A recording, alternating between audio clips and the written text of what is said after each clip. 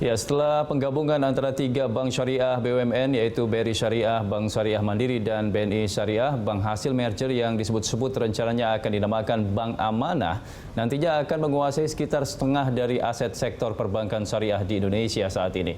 Dan untuk membahas seputar kenapa dan apa manfaat dari merger ini, kita akan membahasnya bersama pengamat ekonomi syariah, Bapak Irfan Sauki Bek, dan nanti akan bergabung bersama kita juga staf khusus Menteri BUMN, Bang Arya Sinulinga. Baik, saya menyapa Pak Irfan terlebih dahulu. Pak Irfan, melihat rencana dari BUMN, Kementerian BUMN yang akan memerger, ini sudah disepakati juga antara tiga bank ini. Anda melihatnya seberapa urgensi sebenarnya penggabungan tiga bank syariah plat merah ini di tengah pandemi seperti ini? Ya, saya kira ini adalah satu langkah yang strategis ya untuk perbankan syariah di Indonesia, karena kita menginginkan memang adanya bank syariah yang dari sisi permodalan itu bisa masuk dalam kategori buku 4, kemudian dari sisi network, jaringan, dan semua rasio-rasio keuangan itu bisa menunjukkan kinerja atau indikasi bahwa memiliki bank syariah yang tangguh dan kuat.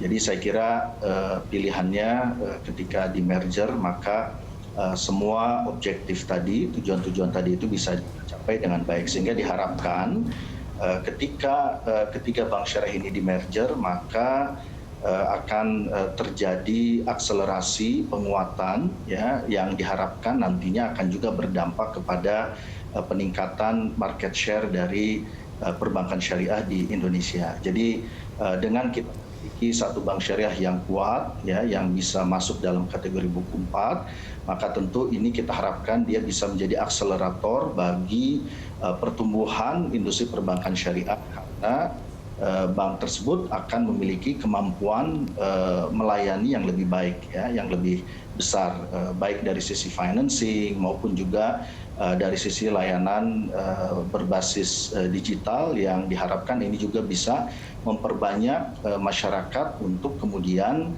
menabung dan investasi melalui produk-produk keuangan yang ditawarkan oleh bank syariah ini. Jadi dan momentumnya saya kira momentum saat ini sangat baik ya, karena meskipun di tengah pandemi COVID-19, ketiga bank umum syariah yang di merger ini memiliki indikator kinerja yang sangat baik.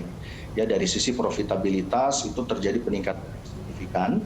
Ya, misalnya BRI Syariah bisa mencapai profit sampai naik 120%, BSM 30%. Jadi artinya dalam kondisi pandemi ini ternyata ketiga bank ini menunjukkan kinerja yang sangat baik ya, sehingga saya kira ini merupakan langkah yang tepat ya untuk kemudian memerger ketiga bank ini. Meski demikian kita juga harus hati ya, artinya dalam proses merger ini harus dilakukan perencanaan yang baik, yang matang ya, sehingga ujung atau tujuan di merger ini itu bisa tercapai dengan baik. Karena kalau tidak hati-hati ya, maka proses ini berpotensi juga untuk kontraproduktif, karena menggabungkan tiga bank syariah yang memiliki aset paling besar saat ini, top 3 di industri perbankan syariah, kemudian sama-sama sehat, kemudian memiliki karakter yang berbeda ya, karena karakter ini kan sangat dipengaruhi oleh induk masing-masing. Ya, Pak Irfan, resikonya apa saja Pak Irfan ketika kontraproduktif ketika kita tidak hati-hati dalam menggabungkan tiga bank syariah terbesar di Indonesia ini? Ya, pertama resikonya adalah dari sisi default system ya, karena merger ini kan misalnya ini kan perlu dilakukan sistem merger ya. Bagaimana misalnya teknologi digital yang sudah dikembangkan ketiga bank ini yang bisa memfasilitasi para nasabah sesuai dengan karakter masing-masing. Nah, ini kemudian digabungkan menjadi satu kesatuan. Ini kan juga bukan pekerjaan mudah. Iya.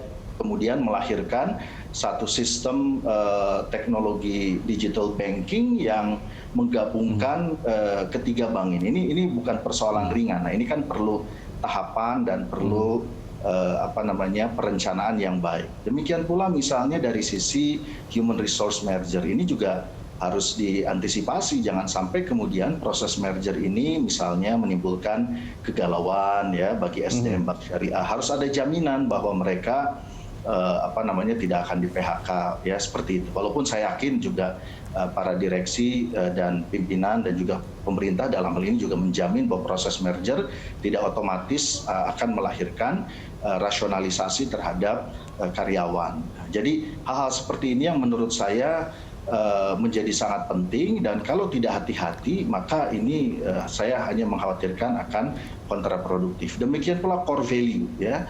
Walaupun sama-sama syariah tapi kan setiap bank ini punya core value yang menunjukkan ciri khas masing-masing. Nah, ini juga berpengaruh kepada perilaku behavior ya dari semua komponen dari bank ini. Nah, ini juga kalau misalnya tidak bisa di merger, disinergikan, disinkronkan dengan baik, ini juga punya potensi ya yang nantinya kontraproduktif. Nah, karena itu semangat kita harus diiringi dengan perencanaan yang baik, dan kami berharap ya dalam hal ini pemerintah juga bisa secara terbuka menyampaikan langkah-langkah yang akan dilakukan ya kepada publik, sehingga publik bisa ikut membantu memonitor dan memberi masukan yang konstruktif, yang diharapkan ini juga akan memuluskan langkah merger. Dan kemudian challenge berikutnya adalah biasanya pasca merger ini kan mesti ada periode stagnasi ya, karena ini kan kita bicara konsolidasi internal. Nah, ini juga bagaimana kemudian antisipasi ya kemungkinan stagnasi karena dilakukan konsolidasi sistem dan sebagainya di internal bank. Ini juga menjadi tantangan tersendiri yang saya berharap tim yang bertugas ya, Project Management Office yang bertugas untuk melakukan proses merger ini juga bisa mengantisipasi ya kemungkinan-kemungkinan yang tadi berpotensi menimbulkan hal yang kontraproduktif. Nah, saya berharap sih itu tidak terjadi, tetapi tetap ini harus saya sampaikan ya. Jangan sampai kemudian nanti tadi ya prosesnya tidak smooth atau salah perhitungan atau tergesa-gesa juga bisa. Jadi itu harus betul-betul matang begitu perencanaannya.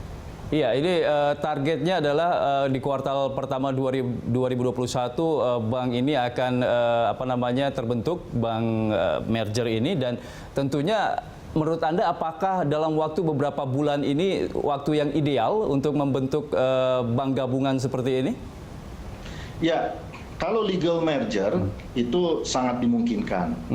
Tapi kalau sudah bicara sistem dan sebagainya, ya itu tadi. Kalau memang tidak bisa di bulan Februari karena waktunya juga sebentar lagi, ya saya kira jangan dipaksakan. Okay. Gitu. Jadi artinya prosesnya rasional dan wajar saja gitu. Jadi jangan juga diburu-buru oleh waktu ya. Nah, ini terutama yang saya concern itu tadi ya, dari sisi sistem merger, resource merger, kan jangan sampai ini kemudian malah menimbulkan efek yang kurang baik. Baik Pak Irfan, kita akan lanjutkan lagi dialog kita setelah break berikut ini. Pemirsa, kami akan segera kembali usai jeda.